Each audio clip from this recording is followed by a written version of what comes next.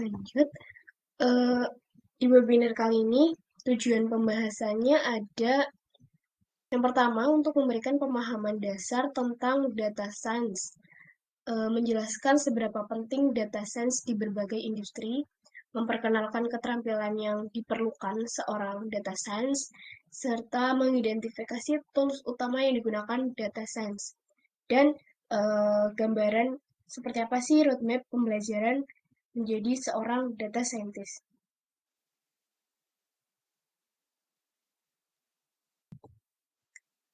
Kemudian agenda pembahasan untuk beberapa waktu ke depan itu ada di sini saya akan menjelaskan tentang apa sih itu data science, peran data science di berbagai industri, apa saja yang dibutuhkan untuk menjadi seorang data scientist, apa saja tools yang digunakan data science, bagaimana roadmap pembelajaran untuk pemula. Oke, langsung aja. Yang pertama itu apa sih itu data science? Data science merupakan ilmu data yang menggabungkan matematika dan statistik, pemrograman khusus, analitik tingkat lanjut, kecerdasan buatan, dan machine learning. Tujuan akhir dari data science adalah untuk menemukan insight dari data.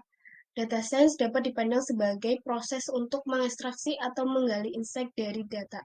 Insight ini dapat digunakan untuk memandu pengambilan keputusan dan perencanaan strategis. Nah, jadi data science ini banyak berbagai pendapat tentang definisi. Salah satunya dari Profesor Murtaza Haider dari Ryerson University Kanada.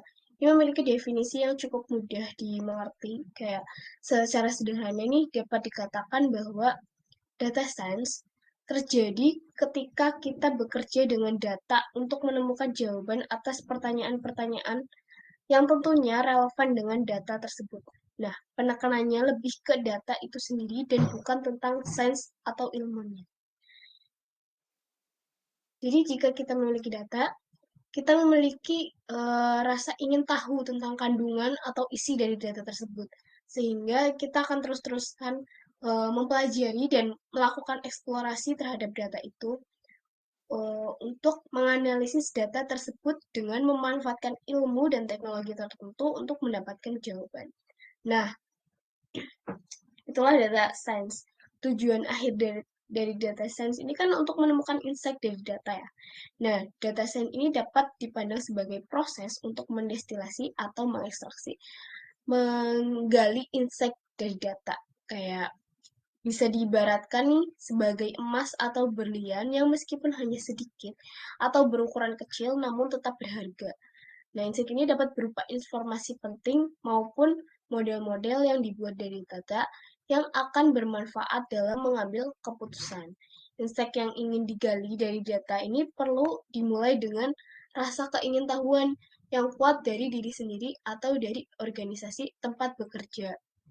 Ya, ini berupa kebutuhan karena ada masalah yang ingin diselesaikan dengan memanfaatkan data. Nah, dengan ini tuh seorang data scientist tuh dapat melakukan berbagai aktivitas dengan memanfaatkan ilmu dan teknologi yang sesuai untuk mendapatkan insight yang kita sasar gitu. Terus kemudian, nah sebelum peran data science ini untuk dunia bisnis ini seperti apa sih? Lah, kenapa kita butuh data science di berbagai industri? Karena data science ini berfungsi untuk memiliki banyak fungsi yang diantaranya ini untuk pengambilan keputusan berdasarkan data, untuk efisiensi operasional, inovasi produk dan layanan, deteksi masalah dan prediksi masa depan, keunggulan kompetitif. Jadi ini sangat penting untuk digunakan di berbagai industri. Nah, peran data science itu sendiri dalam dunia bisnis ini sangat-sangat penting karena membantu organisasi membuat keputusan yang lebih baik berdasarkan data, meningkatkan efisiensi operasional, dan memungkinkan inovasi produk serta layanan. Dengan menganalisis data, perusahaan dapat mendeteksi masalah dan memprediksi tren masa depan. Selain itu, data science juga memainkan peran penting dalam optimasi supply chain dan pengelolaan sumber daya, sehingga bisnis dapat lebih kompetitif dan responsif terhadap perubahan pasar secara keseluruhan. Data science ini menjadi kunci dalam mendorong pertumbuhan dan keberhasilan bisnis di era digital. Nah, perannya sendiri ini di berbagai industri tentu akan ada perbedaan. Contohnya, peran data science ini di industri teknologi ini untuk mempercepat inovasi produk, mengembangkan AI, analisis big data, dan personalnya pengalaman pengguna. Sedangkan di industri kesehatan, ini data science ini untuk meningkatkan diagnosis, memprediksi penyakit, pengembangan obat, serta perawatan pasien berbasis data.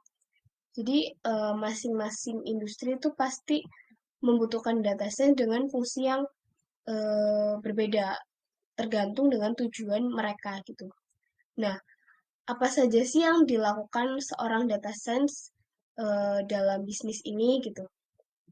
Yang pertama ada definisi masalah. Nah, di tahapan pertama ini, pendefinisian masalah, data science ini membutuhkan eh, kebut apa mendapatkan kebutuhan. Jadi data science akan mendapatkan kebutuhan apa sih yang ada di organisasi, yang organisasi butuhkan gitu. Nah, ini kita harus mencarikan jawaban atau solusi dari data. Misalnya, kayak untuk menurunkan biaya produksi dan membuat pelanggan belanja lebih sering. Dapat juga menerima insight spesifik yang akan digali dari data. Jadi jika kebutuhan organisasi ini bersifat umum, misalnya menurunkan biaya produksi itu, maka data science harus mampu untuk merumuskan insight spesifik yang akan digali. Mulai tahap ini, kita itu harus memiliki rasa ingin tahu yang berlebihan gitu. Karena dari situ kita bisa mulai menggali mana sih yang organisasi itu butuhkan gitu. Kemudian di tahapan kedua, setelah kita melakukan pendefinisian masalah, maka maka di tahap kedua ini berdasarkan insight yang udah digali nih, data science ini perlu merumuskan data apa aja sih yang dibutuhkan dalam hal tugas pengumpulan data. Ini lebih kompleks dan berat karena harus dilakukan dengan mengakses berbagai sumber data pada sistem yang besar. Terus kemudian di tahap ketiga ada eksplorasi dan penyiapan data. Setelah data terkumpul, seluruh komponen data perlu dipelajari dengan seksama. Jadi data yang ada di dalam data tersebut kita harus pelajari. Misalnya data tersebut itu berbentuk sebuah tabel. Maka makna dan nilai tiap kolom yang harus dipahami untuk memahami data yang cukup kompleks dan berukuran besar, kita perlu buat visualisasi. Kadang juga kita perlu komputasi statistik. Nah, untuk mendapatkan ringkasan data kayak misal untuk mencari rata-rata, median, minimum, maksimum, juga distribusi data. Data juga harus diperiksa karena data yang kita dapat seringkali kan masih banyak, ibaratnya masih data kotor lah, masih berisi nilai yang salah atau nilai yang hilang mungkin. Maka data perlu dicek apakah semua nilai konsisten, benar, atau tidak menyimpang. Nah, jika data perlu diperbaiki, maka dalam kasus-kasus tertentu, perbaikan data dapat dilakukan dengan memanfaatkan konsep statistika.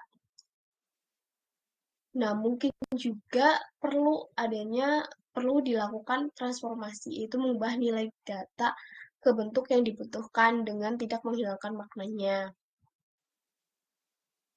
Dan untuk menyiapkan data final, kita perlu menyiapkan beberapa fitur-fitur yang siap untuk diumpankan ke teknik atau algoritma analisis data yang akan digunakan. Gitu. Nah, untuk tahapan yang keempat, ada analisis data. Pada tahap ini, data scientist memilih jadi kita harus memilih algoritma yang sesuai. Kayak kita mau pakai apa untuk tujuan dari data ini yang mau kita pakai ini, mau gimana gitu. Apakah untuk klasifikasi atau prediksi. Nah, berdasarkan tujuan yang ingin dicapai ini, pemahaman tentang perilaku dan cara kerja berbagai algoritma sangat penting untuk memastikan algoritma yang kita pilih ini akan tepat. Nah, setelah model ini dibuat, akan dilakukan pengujian akurasi menggunakan teknik evaluasi berbasis statistik. Nah, jadi kalau misalnya hasil pengujian tidak memenuhi standar yang diinginkan, maka model tersebut tidak dapat digunakan dan proses pembuatan model harus diulang. Ini mungkin akan melibatkan menyiapkan kembali data atau mencoba algoritma lain hingga model yang dihasilkan ini akurat dan memenuhi kriteria yang ditetapkan. Gitu. Terus ada yang kelima, tahap storytelling. Nah, kita sebagai data scientist, ini kita kan udah apa ya, mendefinisikan masalah, mengumpulkan data, mengeksplorasi dan menyiapkan data. Kemudian kita berhasil menganalisis data, maka kita harus menyampaikan penemuan kita, apa yang kita temukan setelah kita analisis. Dan ini kan tujuannya untuk memberikan insight ya. Jadi kita harus pandai menyampaikan apa yang kita dapat untuk menginformasikan ke orang atau organisasi yang membutuhkan. Nah, di sini data scientist harus mampu menyampaikan proses dan hasil analisis ini data secara jelas, menarik dan mudah dipahami oleh audiens yang terkait. Kemudian komunikasi ini juga nggak harus dengan lisan, tapi juga bisa tertulis. Nah, ini tuh bisa dalam bentuk laporan atau presentasi seperti ini gitu. Nah, data set ini perlu membuat audiens terkesan dan percaya dengan apa yang mereka temukan, apa yang mereka hasilkan. Jadi, visualisasi data yang tepat dan sangat yang tepat sangat penting untuk memperjelas informasi. Nah, keterampilan yang dibutuhkan ini untuk menyusun laporan yang terstruktur serta kemampuan presentasi yang efektif diperlukan agar insight yang ditemukan dapat digunakan sebagai dasar pengambilan keputusan yang akurat dan berdampak besar. Nah, untuk melakukan tahapan-tahapan seperti ini, apa sih skill skill seperti apa yang kita butuhkan? Nah, di sini ada 4 kelompok. Yang pertama ada domain knowledge dan soft skill, modeling skill, ini melibatkan matematika dan statistik, kemudian coding dan data skills, komunikasi, dan visualisasi. Nah, secara ringkas ini data science perlu menguasai beberapa keahlian yang sudah kita kelompokkan ini. Yang pertama, itu ada domain knowledge. Domain knowledge ini seperti apa ya? Kebutuhan spesifik. Jadi seorang data scientist ini harus memahami data dan memahami kebutuhan spesifik dari organisasi tempat bekerja agar dapat menggali insight yang relevan dan bermanfaat. Karena penguasaan pada bidang atau domain khusus ini sangat penting. Kayak sebagai contoh, menjadi data science di perusahaan e-commerce. Maka kita perlu keahlian dalam memanajemen pelanggan, pemasaran digital, media sosial. Nah, sementara itu, jika kita bekerja di sektor manufaktur, maka pemahaman yang kita perlukan itu diantaranya kayak proses produksi, manajemen rantai pasukan, dan logistik ini menjadi kunci. Kemudian, kalau kita ada di bidang kesehatan mau ataupun di antariksa, transportasi udara, nah ini akan sangat berbeda karena kebutuhan tiap industri ini berbeda. Jadi kita harus menyesuaikan uh, domain dari spesifik kita tuh tergantung industri yang uh, kita kerjakan gitu. Nah, walaupun keterampilan seorang data science ini dikategorikan menjadi 4 kelompok ya secara umum, tapi pada kenyataannya setiap bidang spesifik menuntut pengetahuan matematika, teknologi, alat algoritma, dan programan ini yang unik. Sebagai contoh, kayak teknologi dan algoritma yang digunakan untuk menganalisis data satelit ini akan tentu akan berbeda dengan yang digunakan untuk menganalisis data transaksi e-commerce. Nah, penyelesaian ini memastikan bahwa data science dapat memberikan solusi yang tepat berdasarkan karakteristik unik dari bidang yang ditanganinya. Nah, jadi kita harus betul-betul paham kayak karakteristik industri yang kita jamah ini itu seperti apa, dan untuk mengimplementasikan data science itu akan berbeda karena memang masing-masing bidang pastinya memiliki tujuan yang berbeda dan outputnya juga akan berbeda. Terus yang kedua ada modeling skill, matematika dan statistik. Jadi sebelum data science ini ditemukan, orang tuh udah memanfaatkan statistik untuk menganalisis data. Kayak misalnya statistik ini dimanfaatkan untuk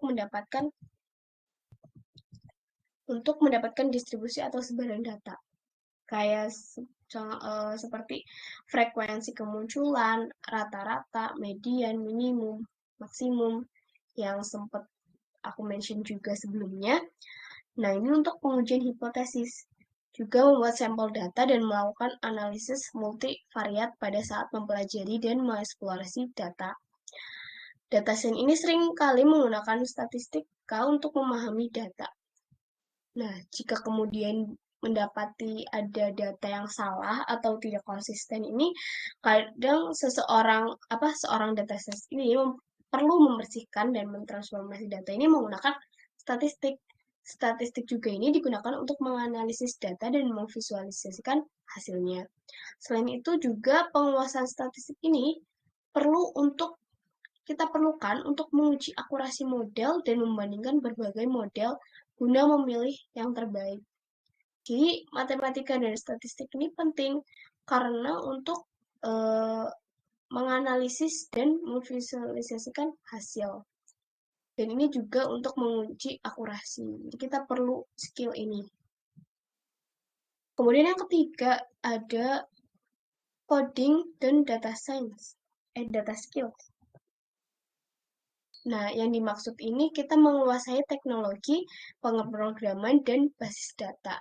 Jadi data yang dianalisis oleh seorang data scientist ini kan disimpan dalam sistem basis data yang mengelola berbagai jenis data. Kayak seperti yang terstruktur, semi-struktur, dan tidak struktur. Nah, yang terstruktur ini contohnya kayak tabular. Semi-struktur ini contohnya kayak HTML, CSV, JSON. Dan tidak terstruktur itu ada dokumen, email, foto.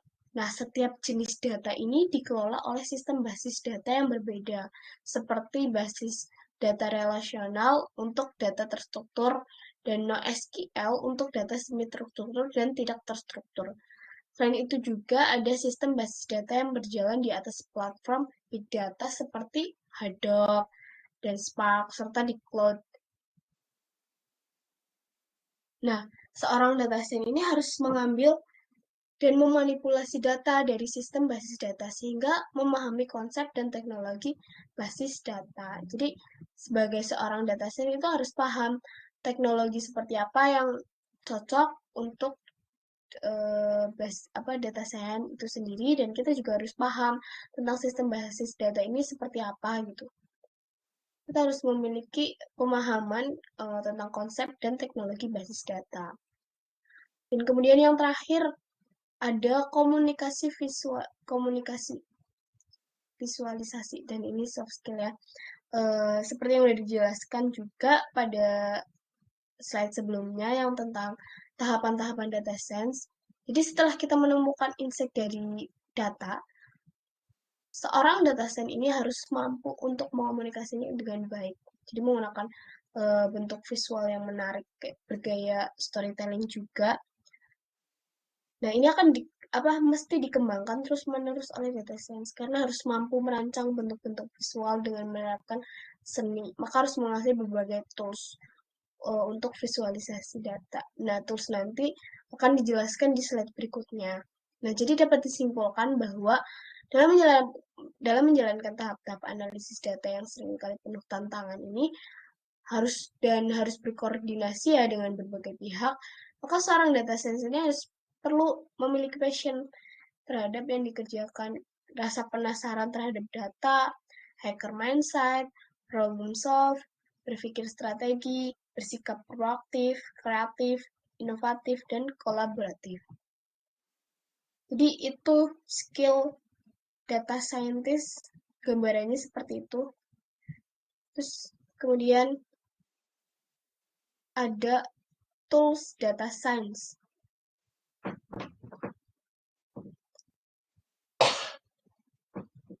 Nah, untuk mempelajari data science ini kita bisa mulai dari sini. Sebenarnya tools data science itu ada banyak, tapi yang bisa aku tampilin ini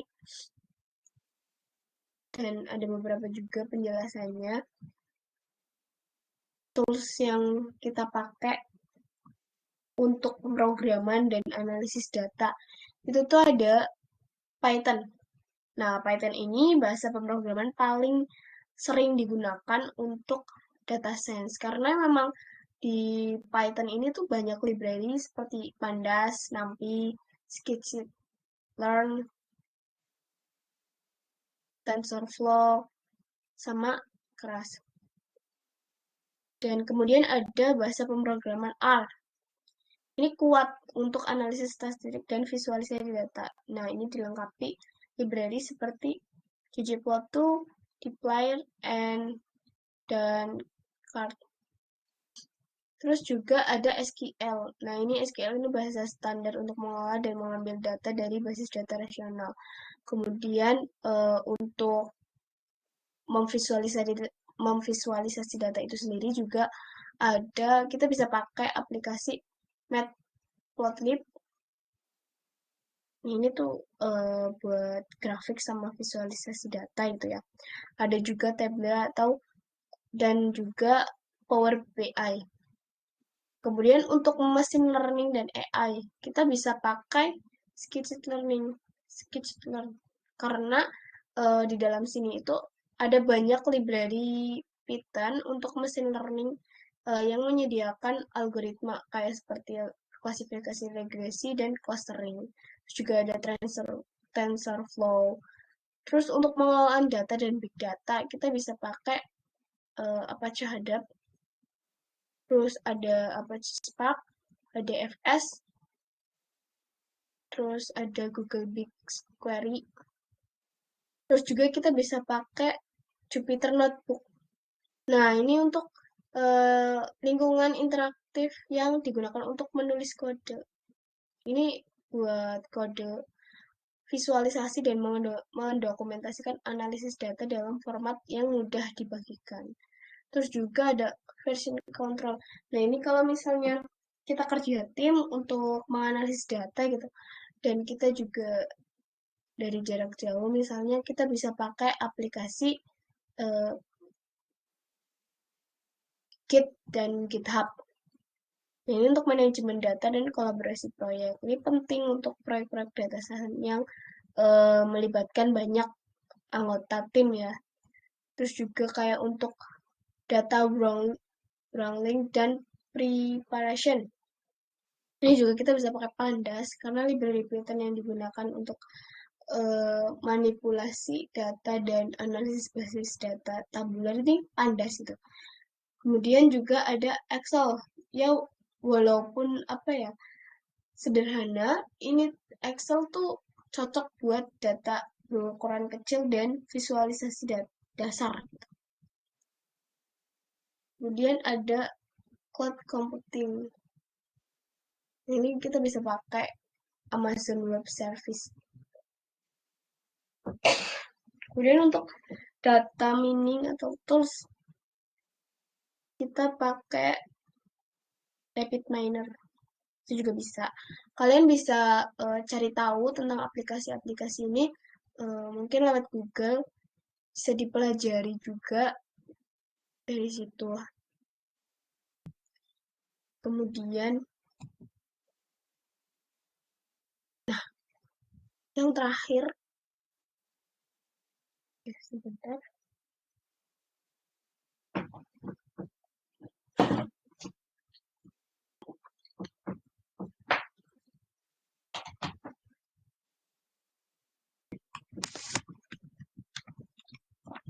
Oke.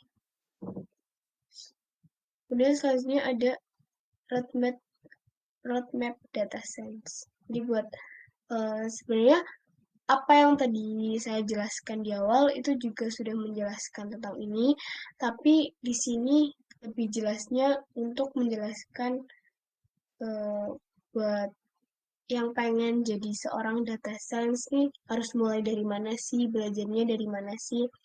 Mungkin bisa dirangkum dari sini ya, dan mulai dipahami. Nah, kalau karena uh, saya juga masih belajar ya, data science ini juga cakupannya cukup luas, pembahasannya juga cukup banyak, tapi ini saya berusaha untuk merangkum dan memberikan gambaran dasar lah untuk kalian. Jadi bisa dilihat dari misal kita mau jadi data science dan kita punya waktu belajar 11 bulan. Maka dalam pembagiannya ini eh, dalam bulan pertama, contoh, dalam bulan pertama ini kita bakalan fokus untuk memahami dasar-dasar program Python.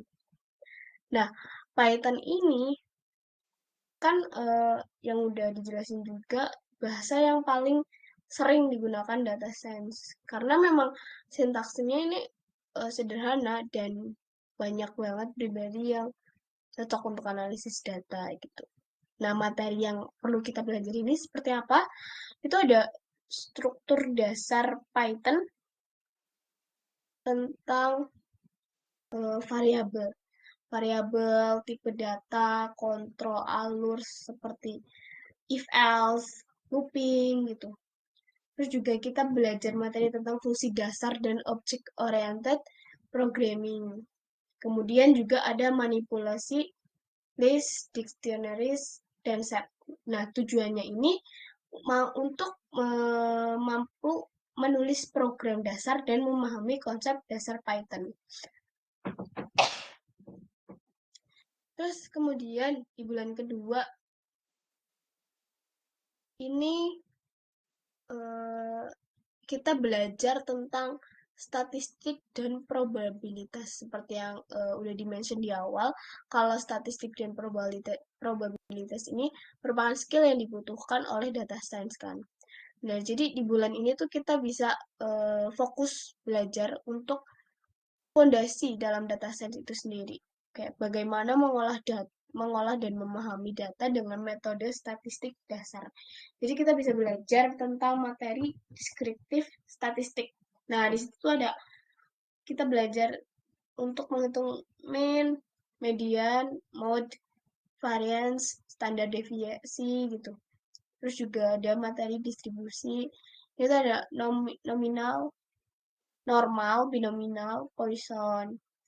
Terus juga kita belajar materi pengujian hipotesis dan signifikansi statistik. Ada juga konsep probabilitas dasar seperti conditional probability dan teorema bias gitu. Terus, nah tujuannya ini untuk menganalisis dan dengan pendekatan statistik dan probabilitas. Terus di bulan ketiga ini kita bisa belajar advanced Python. Nah, ini tuh fokusnya untuk memperdalam pemahaman Python untuk kebutuhan yang lebih kompleks. Jadi kita akan mulai belajar bagaimana menulis kode yang lebih efisien dan efektif untuk data science. Nah, kita bisa mulai belajar dari penggunaan pustaka Python seperti NumPy dan Pandas gitu. Terus ada pemahaman list comprehension, lambda function, dan map gitu. Kita juga bakal belajar pengenalan ke object oriented programming yang lebih mendalam. Nah, ini tujuannya untuk mengimplementasikan kode Python yang lebih kompleks dan efisien untuk memanipulasi data. Jadi setelah kita belajar dasar-dasarnya, kita harus menguasai untuk ke lebih yang lebih kompleks. Dan kemudian di bulan keempat, data visualisasi data. Nah, ini di sini penting untuk memahami pola, tren, dan informasi dari data mentah. Jadi di bulan ini kita bisa belajar cara menampilkan data dalam bentuk grafis. Nah, alat-alat yang digunakan ini yang tadi sempat di-mention juga kayak Matplotlib, Plotly, dan visualisasi interaktif. Terus mengidentifikasi cara menyajikan data dengan visualisasi yang efektif dan informatif. Jadi kita bisa mempelajari nih, di bulan ini nih, kita belajar bagaimana cara memvisualisasi data yang sudah kita olah. Ini gimana setelah kita paham akan algoritma itu, jadi kita tahu bagaimana untuk mengomunikasikannya gitu. Nah, di bulan yang kelima,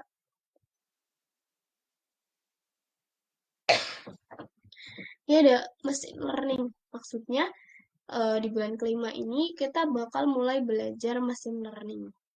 Nah, machine learning ini merupakan teknik untuk membuat model yang belajar dari data untuk memprediksi hasil. Nah, fokus utamanya itu kita belajar algoritma supervised learning kayak linear regression, logistic regression, dan education tree.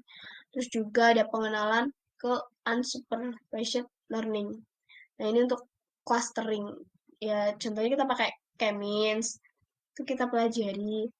Terus juga ada evaluasi model dengan metrik seperti akurasi, precision, recall, dan advanced score gitu. Nah, tujuannya ini untuk mampu membangun model mesin learning dasar dan mengevaluasi kinerja model gitu. Terus juga ada di bulan ke-6, ini kita fokus ke data manipulation, manipulasi data. Jadi di bulan ini kita bakal fokus untuk jadi kan setelah memahami dasar-dasar mesin learning tadi nih di bulan kelima, nah di tahap ini di bulan ke-6 ini kita akan lebih fokus pada teknik manipulasi data. Nah, tujuannya ini untuk mempersiapkan data sebelum dimasukkan ke dalam model.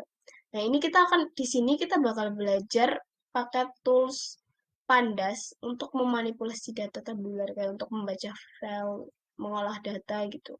Terus juga kita akan lebih dalam lagi belajar tentang NumPy ini untuk operasi matematika karena lebih cepat apalagi untuk array besar gitu.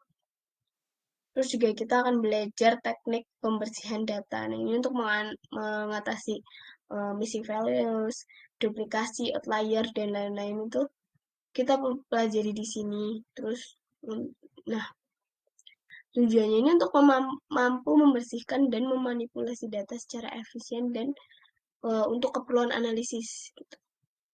Jadi kita paham datanya itu seperti apa yang mau kita pakai dan bagaimana cara membersihkan dan memanipulasi data ini gitu. Jadi kita paham lah.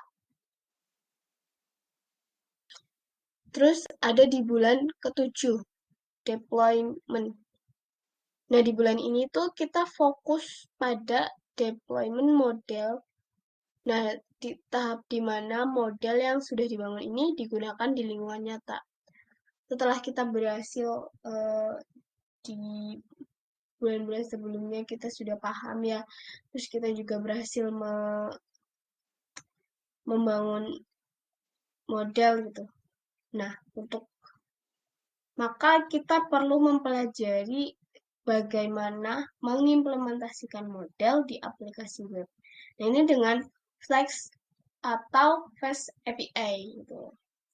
Terus juga kita akan belajar gimana menggunakan alat seperti Docker untuk containerization. Juga mengintegrasikan model ke dalam pipeline produksi. Nah, ini tujuannya untuk memberikan kemampuan menerapkan model yang sudah dilatih ini ke aplikasi nyata. Setelah kita berlatih ya, gimana caranya untuk memanipulasi data dan lain-lain, kita aplikasikan ke contoh kasus nyatanya itu seperti apa. Terus bulan ke-8, ini ada deep learning. Deep learning ini cabang dari machine learning, tapi ini tuh lebih canggih kayak khususnya ini untuk tugas-tugas yang melibatkan data besar kayak gambar, suara, dan teks gitu. Nah, pada tahap ini kita akan belajar neural networks, jadi jaringan saraf tiruan dan algoritma pembelajaran mendalam serta framework populer seperti TensorFlow dan PyTorch. Jadi di bulan ini kita bisa mulai belajar bagaimana cara menggunakan framework TensorFlow. TensorFlow ini emang uh, menggunakan AI kayak kolaborasinya. Nah, terus juga kita belajar arsitektur jaringan yang lebih kompleks seperti Convolution Neural Network CNN dan RNN. Nah, ini tujuannya ini untuk memahami konsep dasar deep learning dan mampu membangun model neural network. Terus di bulan ke-9, nah di bulan ini kita udah fokus pada dua aplikasi utama deep learning, yaitu kita fokus ke CV, computer vision. Nah, ini pengolahan gambar untuk tugas seperti klasifikasi dan deteksi objek. Jadi kita pakai gambar untuk diolah dan klasifikasi itu. Kemudian ada NLP. NLP ini Natural Language Processing. Nah, proses teks ini untuk tugas seperti klasifikasi teks, analisis sentimen, atau terjemahan otomatis. Terus kita juga belajar menggunakan model pralatih seperti BERT untuk NLP atau ResNet untuk CV. Nah, tujuannya ini untuk agar kita mampu menerapkan model deep learning pada masalah computer vision dan natural language processing. Terus kemudian di bulan yang ke-10, nah di apa memasuki bulan ini kita itu ya masuk ke persiapan untuk wawancara kerja. Nah, jadi kayak setelah kita berhasil nih selama 9 bulan belajar, kita di bulan ke-10 sudah berani untuk mengambil langkah selanjutnya untuk mengimplementasi ilmu yang udah kita dapatkan. Jadi kita fokus. Nah, di sini kita mempelajari strategi dan taktik untuk uh, mengerjakan soal-soal studi kasus data science. Terus kita juga latihan pertanyaan teknis seputar statistik, machine learning, dan algoritma pemrograman. Juga mempersiapkan jadwal untuk wawancara non-teknis seperti tersebut. Nah, ini tujuannya tuh untuk mempersiapkan diri dengan baik dan wawancara sebagai posisi data scientist. Nah, di bulan ke-11, bulan terakhir ini untuk fokus pada implementasi pengetahuan yang telah diperoleh melalui proyek nyata dan menyusun resume. Nah, setelah kita udah berhasil nih praktek di proyek nyata, ya kita harus nah di sini kayak kita belajar kayak membangun proyek data science mandiri yang mencakup keseluruhan proses kayak pembersihan data, pembuatan model, evaluasi deployment, terus juga menulis resume yang mencantumkan proyek dan pengalaman relevan itu, membuat portofolio di GitHub atau platform lainnya. Jadi apa yang kita kerjakan, apa yang kita berhasil analisis, kayak penemuan-penemuan yang udah kita berhasil bikin, kita bikin resumnya. Bisa juga bentuknya jurnal atau memang portofolio. Jadi hasil analisis kita itu kita visualisasikan dan kita lampirkan ke portofolio kita. Jadi kita bisa mengukur kemampuan kita dari apa yang sudah kita hasilkan, dan kita juga tahu nih kayak dan kita juga bisa memperkenalkan itu menjadi langkah karir berikutnya gitu. Nah, kurang lebihnya seperti ini. Sebenarnya lama belajar itu tergantung pribadi masing-masing ya. Mungkin ada yang bisa lebih cepat atau mungkin lebih lama gitu. Nah, buat belajar belajar menjadi data scientist ini juga banyak sekali sumbernya karena sekarang kan banyak ya yang menyediakan kelas-kelas untuk belajar menjadi data science gitu. Contohnya ya ada di BCA juga. Terus yang terakhir, udah kesimpulan. Jadi kesimpulan pembahasan